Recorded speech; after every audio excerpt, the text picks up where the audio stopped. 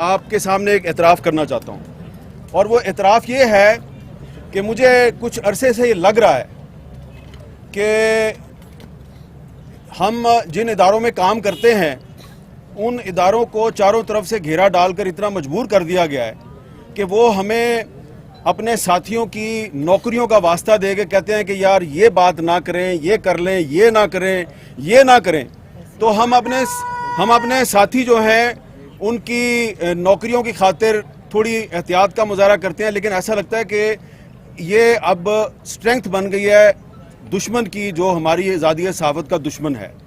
लिहाजा मैं सिर्फ अपनी बात कर रहा हूँ कि मुझे लग रहा है कि ये जो नौकरी है मेरी, ये मेरे पाँव की जंजीर बन रही है और मैं कुछ बातें नहीं कह सकता। लिहाजा आज के दिन से मैं आहिस्ता आहिस्ता कुछ बातें कहनी शुरू करूँगा, और जिसने मुझे नौकरी से निकलवाना है वो नौकरी से निकलवा दे, क्योंकि नौकरी से निकालेगा तो मुझे आज़ादी मिलेगी। मुझे आज़ादी मिलेगी तो मैं तुम्हारे चेहरों के नकाब नोचूंगा। ये आपको शायद लग रहा हो कि मुझे तो गुस्सा चढ़ा हुआ है, मुझे कोई गुस्सा नहीं चढ़ा हुआ। गुस्सा इसलिए नहीं चढ़ा हुआ कि ये जो नौजवान मेरे साथ खड़ा है, पहले आपने इसको मारा, इसके घर में घुस के मारा, और फिर आपने एक दूसरे को टेलीफोन कॉलें की और पर्सनल मीटिंग्स में कहा हमने घर में घुस के मारा। तो अगर तुम इतने बहादुर हो तो घर में घुस के मारते हो जिसमें उसकी मदद के लिए सिवाय उसके तोते के और कोई भी नहीं था, तो इतने मर्द के बच्चे हो, इतने बहादुर हो, तो सीना तान के कहो ना हाँ जी मैं इसके घर में घुसा हूं। लेकिन तुम इतने बुज़दिल हो, इतने बेगैरत हो कि तुम ये तो नहीं मान रहे कि मैं इनके घर में घुसा था, तुम कहते हो ओहो नहीं कोई लड़की का भाई था जिसने मारा है। तो क्योंकि एक बहुत बेगैरत और बुज़दिल दुश्मन से वास्ता पड़ा है, तो इसलिए वो समझता है कि मेरा पता नहीं चलेगा, मैं नामालूम हूं। तुम कोई नामालूम नहीं हो, तुम्हारा पता है मैं तुम कौन हो। ये जो तुमने एक असद तूर के बारे में प्रोपेगेंडा किया है कि जनाब लड़की का जो भाई था वो इसका भी भाई नहीं, लड़की के भाई का नहीं पता मुझे, लड़की की माँ का पता है, उसका नाम जनरल रानी है। लड़की की माँ का नाम है जनरल रानी, जिसका डायरेक्ट ताल्लुक होता है chief of the army staff के साथ। ठीक है, अब तसल्ली होगी आपको जी। तो ये भी एक झलकी आपको बता दिया है कि और भी जनरल रानी है, उनका भी नाम बताएंगे हम। ये मैंने इसलिए बात किया कि इसको मारा भी और फिर कहा कि ये तो जनाब पॉलिटिकल असाइलम लेना चाहता है। तो पॉलिटिकल असाइलम इसने तो नहीं लिया, पॉलिटिकल असाइलम तो तुम्हारे बाप परवेज मुशर्रफ ने लिया, जो चूहे की तरह इस मुल्क को छोड़ के भाग गया।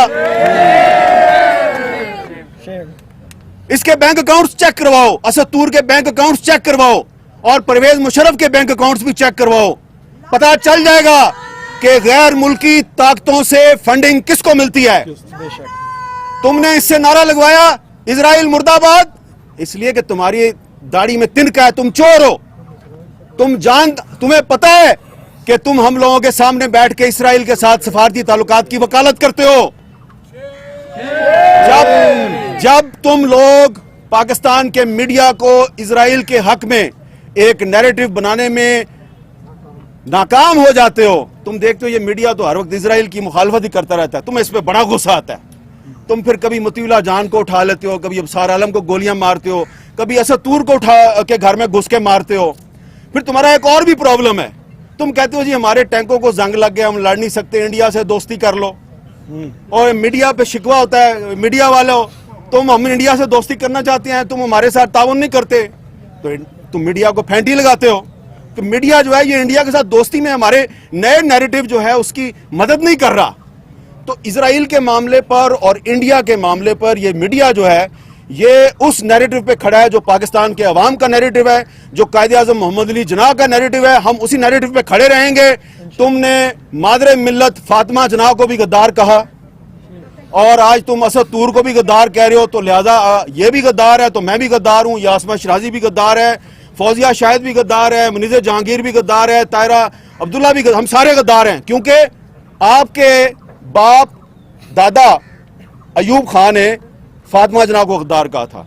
तो जो मुनीज़ जहांगीर ने थोड़ी सी बात किया ना, मैंने उसको जरा थोड़ा आगे बढ़ा दिया है कि अब अगर आप हमारे घर में घुस के मारेंगे ना हमें, तो हम आपके घर में तो नहीं घुस सकते, आपके पास टैंकियां और बंदूकें हैं, लेकिन हम आपके घर के अंदर की बातें आपको बताएंगे और यह भी बताएंगे कि किसकी बीवी ने किसको क्यों गोली मारी और उसके पीछे कौन जनरल रानी थी। समझ आ गई है ना मैं क्या कह रहा हूं। अब अगर आइंदा किसी सहाबी के घर में घुस के तुमने उस पर तशद्दुद किया, हम बताएंगे कि तुम्हें तुम्हारी बीवी ने गोली क्यों मारी। बस इतना ही बताना था। Thank you very much.